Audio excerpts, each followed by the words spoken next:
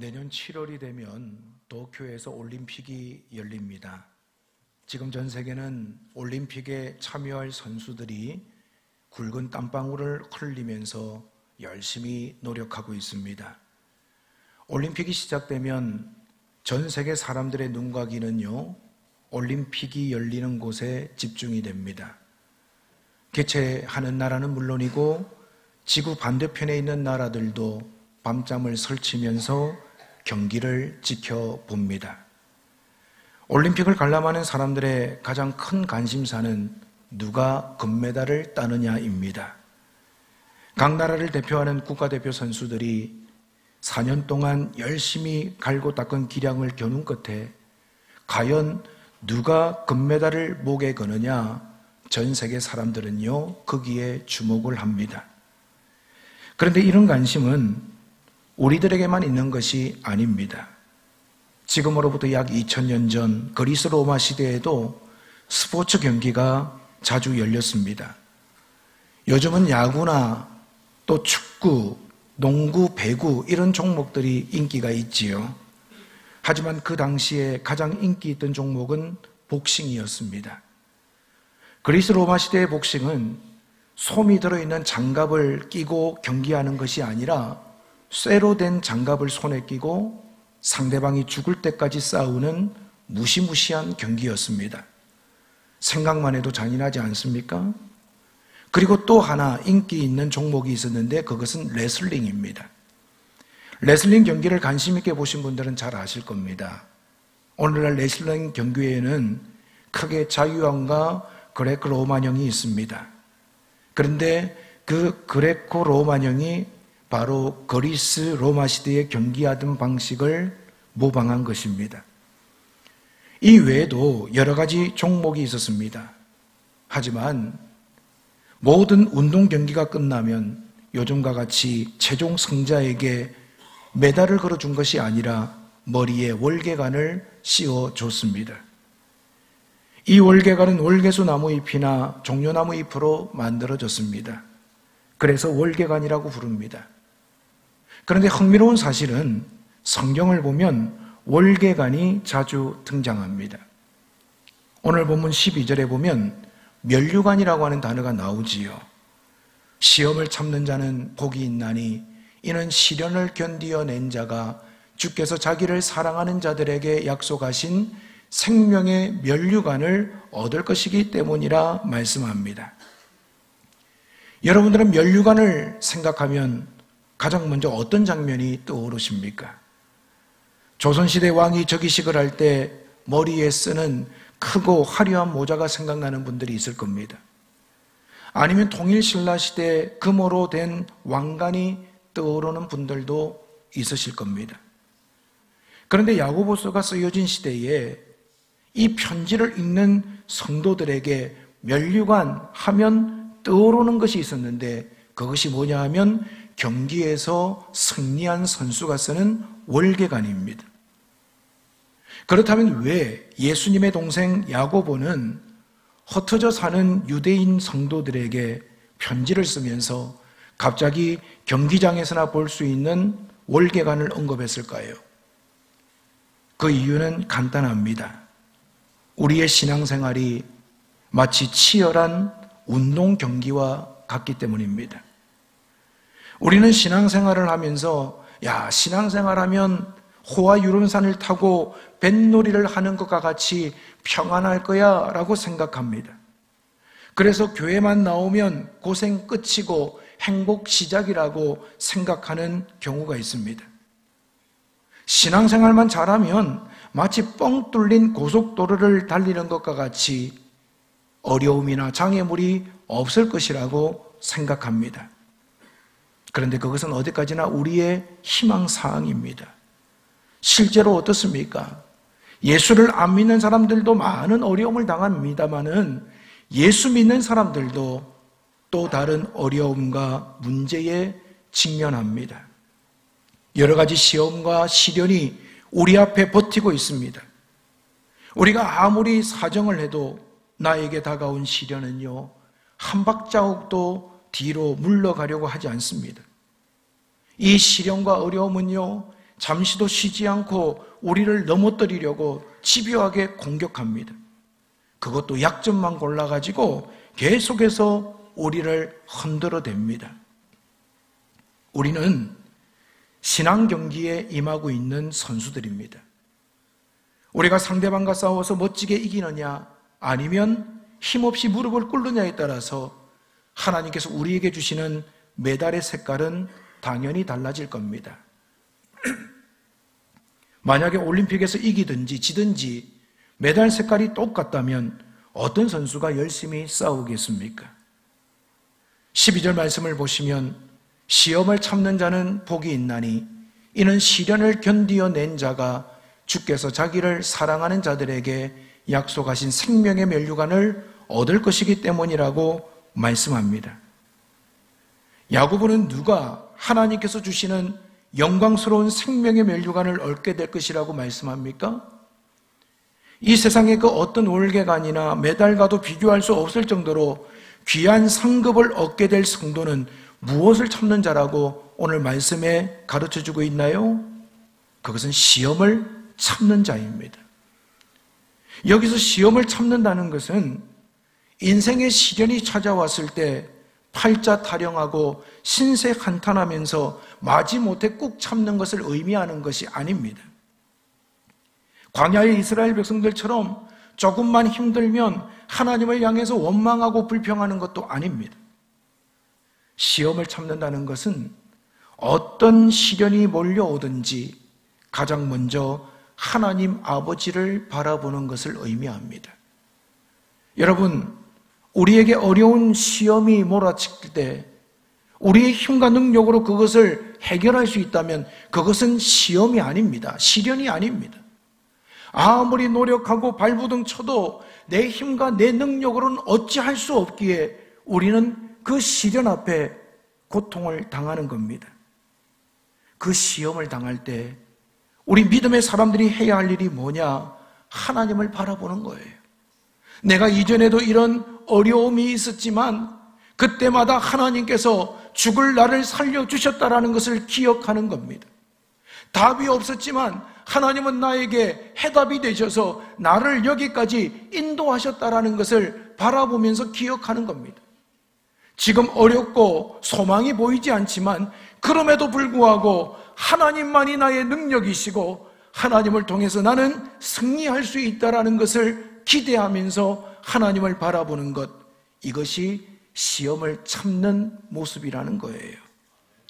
그래서 하나님 아버지에 대한 변함없는 사랑과 믿음으로 우리는 모든 시련을 이겨낼 수 있습니다. 내 힘과 내 능력으로 이기는 것이 아니에요. 하나님의 변함없는 사랑을 생각하면서 온전히 하나님을 신뢰할 때 우리는요, 그 시험을 견딜 수 있고 결국에는 이기게 될 줄 저는 믿고 확신합니다. 이렇게 시험을 참는 자들에게 하나님께서 무엇을 약속하셨습니까? 생명의 면류관을 약속합니다. 2절 말씀을 보시면 내 형제들아 너희가 여러 가지 시험을 당하거든 온전히 기쁘게 여기라고 말씀합니다. 시험을 당할 때 아이고 참 감사하다, 아유 참 기쁘다, 이 시험을 통해서 하나님께서 나에게 어떤 은혜를 주실까, 어떤 복을 주실까, 그렇게 반응하는 분들이 많지 않아요. 어려움이 찾아오고 문제가 찾아오고 내가 생각한 대로 되지 않으면요, 우리는 불평하고 원망할 때가 많습니다. 우리 주변을 살펴보면 신앙의 경기에서 멋지게 승리하시는 분들이 많습니다. 반면에 초라하게 패배하는 분들도 꽤 있습니다. 여러분, 그 원인이 어디 있다고 생각하십니까? 시련의 강도가 세기 때문에 불평하고 넘어질까요? 아니에요. 우리가 신앙 경기에서 승리하기도 하고 넘어지기도 하는데 넘어지는 이유가 무엇이냐? 그 이유는 우리가 유혹을 이기지 못했기 때문입니다. 사실 우리에게 시련이 찾아올 때 시련만 오는 것이 아니라 유혹도 세트 메뉴로 함께 옵니다. 우리는 멀쩡한 사람이 살인을 하거나 성범죄를 하거나 도둑질하는 것을 봅니다. 아니 저 사람이 어떻게 저런 일을 할 수 있어? 저럴 사람이 아닌데 이런 생각이 들 때가 있어요. 그런데 그분들이 죄를 범하는 이유는요, 순간적인 유혹을 이기지 못했기 때문입니다. 교회의 모습도 마찬가지입니다. 왜 오늘날 거룩한 주님의 몸인 교회가 사랑으로 하나 되지 못합니까? 왜 거룩한 주의 종들이 불미스러운 일들로 자주 사람들의 입에 오르락 내리락 합니까? 왜 성도들이 세상 속에서 빛과 소금의 사명을 감당하지 못할까요? 그분들이 구원의 확신이 없어서입니까? 신앙의 연수가 짧기 때문입니까? 아니에요. 그런 일들, 문제를 일으키는 분들을 보면 신앙의 연수도 길고 좋은 직분도 받고 구원의 확신도 있는 분입니다. 그런데 왜 그분들이 시험에 들고 넘어집니까? 그 이유는요, 유혹을 이기지 못했기 때문입니다. 우리에게 어떤 시험이 올 때 마귀는요, 그 시험과 함께 우리에게 계속해서 넘어지도록 유혹합니다. 그렇다면 우리를 넘어지게 하는 유혹은 어디로부터 올까요? 13절 말씀을 보시면 사람이 시험을 받을 때에 내가 하나님께 시험을 받는다 하지 말지니 하나님은 악에게 시험을 받지도 아니하시고 친히 아무도 시험하지 아니하시느니라 말씀합니다. 야고보는 우리를 넘어지게 하는 유혹을 시험이라고 13절에 표현하고 있습니다. 여러분, 그런데 12절에 나오는 시험이라고 하는 단어와 13절에 나오는 시험이라고 하는 단어는요, 우리나라 말로는 똑같이 쓰여져 있지만 원어로 보면 전혀 다른 뜻이 있습니다. 12절의 시험은 테스트입니다. 인생 시련의 시험입니다. 이 인생 시련을 통해서 우리는 더 하나님을 신뢰하고 하나님께 가까이 나아갈 수 있습니다. 그리고 그 시험을 참고 이기면 생명의 면류관을 얻을 수 있습니다. 그런데 13절에 나오는 시험은요, 영어로 temptation입니다. 유혹의 시험입니다. 여러분, 이런 유혹은 절대로 하나님께로부터 오는 것이 아닙니다. 하나님은 우리를 유혹에서 넘어뜨리는 분이 아니라는 거예요. 성경에 보면 다윗이 유혹으로 인해서 넘어졌습니다. 왕궁 옥상을 거닐다가 목욕하는 여인을 보고 갑작스럽게 유혹을 받고 그는 여자에게 넘어졌습니다. 삼손도 사사였지만 들릴라에게 그 유혹으로 인해서 넘어졌습니다. 여러분, 다윗을 넘어뜨리고 삼손을 넘어뜨리고 유혹하신 분이 하나님이 아니시라는 거예요. 그렇다면 유혹의 시험은 어디로부터 옵니까? 14절 말씀을 보시면 오직 각 사람이 시험을 받는 것은 자기 욕심에 끌려 미혹됨이니 라고 말씀합니다. 우리가 유혹의 시험을 받는 것은 자기 욕심에 끌려서 미혹되었기 때문입니다. 여기서 욕심이라고 하는 것은 일반적인 욕구나 소원을 말하는 것이 아닙니다.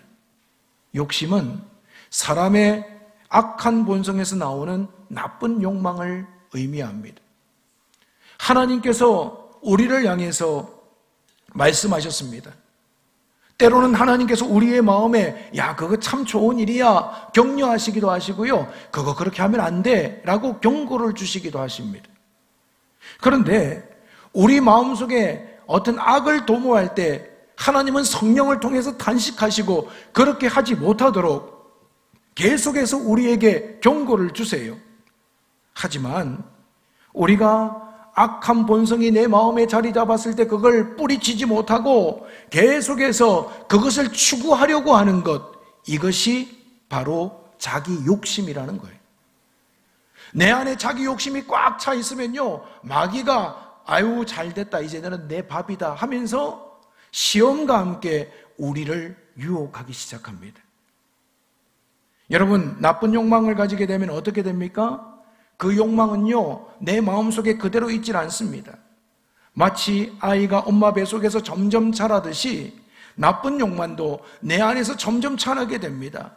그래서 결국 어떻게 되나요? 15절에 보시면 욕심이 잉태한 즉 죄를 낳고 죄가 장성한 즉 사망을 낳느니라 말씀합니다. 욕심을 품으면 결국 죄를 지을 수밖에 없습니다. 왜냐하면 마귀가 우리를 가만히 두지 않고 온갖 거짓말로 속이기 때문입니다. 여러분, 신앙생활하면서 우리가 자주 넘어지는 이유가 뭡니까? 이거 하나님의 뜻이 아니라는 것을 알면서도 거기에 쑥 빠지는 이유가 뭡니까? 오늘 내 안에 욕심이 있기 때문입니다. 저것만 내가 가지면, 저것만 하면 내 삶에 기쁨이 넘치고 즐거움이 가득 찰 것이라고 우리는 생각합니다. 하지만 여러분, 우리는 마귀의 거짓말에 속지 말아야 됩니다. 마귀는 죄 짓는 것을 달콤하다고 이야기합니다. 그것이 즐겁고 고상하고 멋있는 일이라고 예쁘게 포장합니다.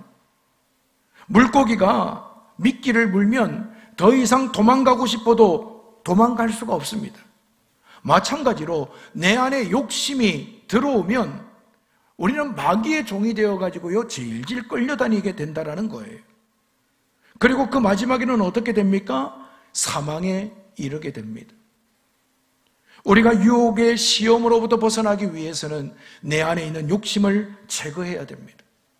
이것만 하면 내 삶이 편해지겠지, 이것만 하면 내 삶이 아주 좋아질 거야, 우리는 순간순간 이런 유혹을 받을 때가 많습니다. 그래서 하나님의 뜻이 아닌 줄 알면서도 눈을 질끈 감고 그냥 이거 하나님 못 보시겠지, 자기 욕심을 따라서 유혹에 쉽게 빠져드는 거예요. 그런데 여러분, 그 유혹에 빠지면 그 결과가 뭐냐? 사망에 이르게 된다는 거예요. 하나님과 단절되게 된다는 거예요. 오늘 저와 여러분들이 어려운 시험이 찾아올 때 함께 다가오는 유혹에 넘어지지 아니하고 자기 욕심을 깨뜨리고 하나님만 바라보며 나아가는 저와 여러분이 되시기를 간절히 바랍니다. 신앙생활 하면서도요, 이걸 잘 분리해서 우리가 반응해야 되는데 우리는요, 쉽게 유혹에 넘어질 때가 많아요. 그냥 편한 것 쫓아가려고 하고 내가 원하는 것 쫓아가려고 하고 하나님이 말씀하셔도 내 마음에 들지 않으면 내 마음대로 하려고 하는 모습들이 우리 안에 있습니다. 그게 뭐냐면 자기 욕심이에요. 자기 욕심을 하나님의 은혜와 말씀과 보혈의 피로 끊어버리지 아니하면 우리의 삶은 날마다 넘어질 수밖에 없어요. 여러분, 우리 자신의 모습을 한번 보십시오. 사람들 앞에서는 멋진 것 같아요. 아무 문제 없는 것 같아요. 당당한 것 같아요. 그런데 우리는 자주 넘어지지 않습니까? 남들이 모르는 눈물과 고민이 많지 않습니까? 오늘도 쓰러진 자리에서 일어나야 되는데 어떻게 해야 되지? 고달파하고 있지 않습니까? 이것이 우리의 모습이라는 거예요. 그 자리에서 일어나려면 하나님을 바라봐야 됩니다.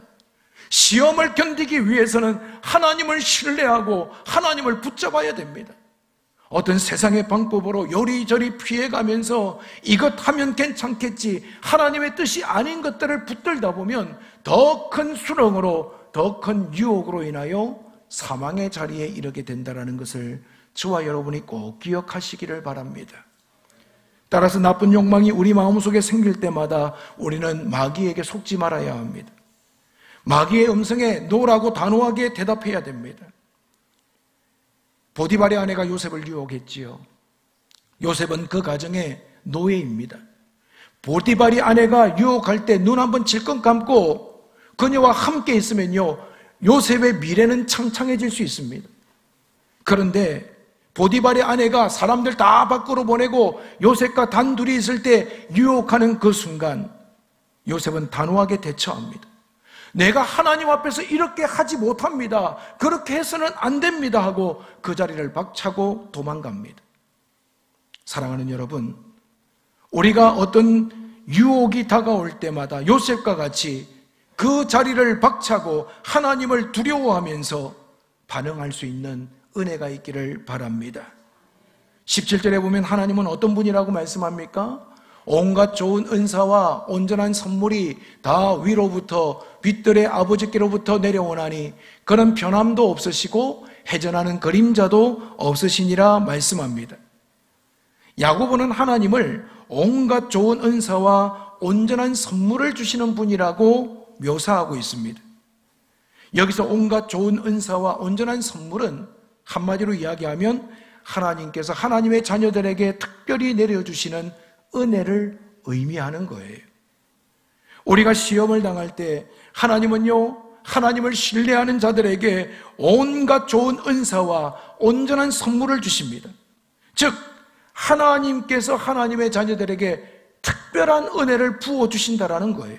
그게 뭐냐 하면 믿음으로 살아가는 성도들이 인생의 모든 시련을 이기는데 필요한 모든 은혜를 하나님은 공급해 주신다라는 거예요.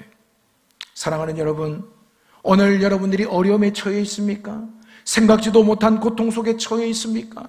믿음으로 살아가려고 몸부림치는데도 불구하고 계속해서 더 깊은 수렁텅이로 빠지는 것 같은 아픔을 경험하고 있으십니까? 그렇다면 여러분 유혹에 빠져들지 마시고 하나님을 바라보면서 그 시험을 참으시기를 바랍니다. 그러면 하나님께서 우리 성도님들이 믿음으로 살아가려고 할 적에 인생의 모든 시련을 이기는데 필요한 모든 은혜를 저와 여러분에게 공급해 주실 줄 믿으시기를 바랍니다. 그리고 그 은혜를 체험하시기를 바랍니다. 하나님은요, 변함이 없으신 분이에요. 하나님은 어떤 때는 우리에게 은혜를 많이 주시고 어떤 때는 은혜를 안 주시는 그런 분이 아닙니다. 만약에 하나님이 변덕이 죽을 듯 하시는 분이라면 얼마나 불안하겠습니까? 그런데 야고보는 하나님을 이렇게 소개합니다. 변함도 없으시고 해전하는 그림자도 없으신 분이다. 따라서 변함없는 하나님만을 바라볼 때 우리는 여러 가지 시험에서 반드시 승리하게 됩니다. 하나님이 우리 교회를 사랑하셔서 은혜를 주시려고 내일부터 말씀 부흥회를 허락하셨습니다. 내일부터 시작되는 말씀 부흥회는요, 창세기부터 에스라까지 구약의 역사서를 공부하게 됩니다. 하나님이 세상 속에서 어떻게 일하셨는지 지도를 보면서 확인할 수 있습니다. 그리고 성경이 세계사와 연결되어 있음을 우리는 말씀을 통해서 배우게 될 겁니다. 또한 하나님이 각 시대마다 어떻게 일하셨는지, 어떤 사람을 통해서 그 일을 이루셨는지를 깨닫게 될 것입니다. 신앙생활에서 승리하려면요, 은혜가 필요합니다. 여러분, 말씀을 통해 주시는 은혜를 사모하면서 우리 성도님들 꼭 참석하시기를 바랍니다. 그래서 말씀의 능력을 힘입어 유혹을 이기는 승리의 삶을 저와 여러분이 경주하시기를 바랍니다. 오늘 우리가요, 말씀이 없어서 공고한 시대가 되었습니다. 말씀이 없어서 망하는 시대가 되었습니다. 저와 여러분의 삶이 우리는 지금 먹을 것이 없다, 돈이 모자란다, 건강이 문제가 있다, 여러 가지 이야기를 하는데 여러분, 내 안에 말씀이 있으면 어떤 시험이 오든지 우리는 넉넉히 승리하게 됩니다. 말씀이 필요한데 마귀는 계속해서 그 말씀 하나님으로부터 벗어나서 세상 것들을 계속해서 유혹하면서 우리를 자꾸 넘어지게 하고 있습니다. 이와 같은 때에 여러분, 말씀으로 돌아오십시오. 말씀을 사모하십시오. 귀찮게 여기지 말고 그 말씀을 통하여 우리의 심령이 하나님의 은혜와 능력을 힘입어 나를 이기고 세상을 이기는 역사가 있기를 바랍니다. 올림픽 게임에서 금메달을 받는 것도 귀합니다. 그러나 더 귀한 것은 신앙의 경주에서 생명의 면류관을 받는 겁니다. 하나님께서 주시는 생명의 면류관을 받기 위해서는 세 가지를 기억해야 됩니다. 첫 번째, 인생의 여러 가지 시련을 믿음으로 잘 이겨내셔야 합니다. 두 번째, 시련이 올 때마다 세트 메뉴로 함께 오는 유혹과 나쁜 욕망을 믿음으로 물리치셔야 됩니다. 세 번째, 변함이 없으신 하나님 아버지만 바라보는 성도님들이 되셔서 생명의 면류관을 받기 위하여 끝까지 시험을 이기는 저와 여러분이 되시기를 바랍니다. 그래서 늘 믿음으로 하나님께로 가까이 나아가고 어떤 시련이 오든지 우리에게 주실 생명의 면류관을 바라보면서 잘 참아 승리하시는 저와 여러분이 되시기를 주님의 이름으로 축원을 드립니다.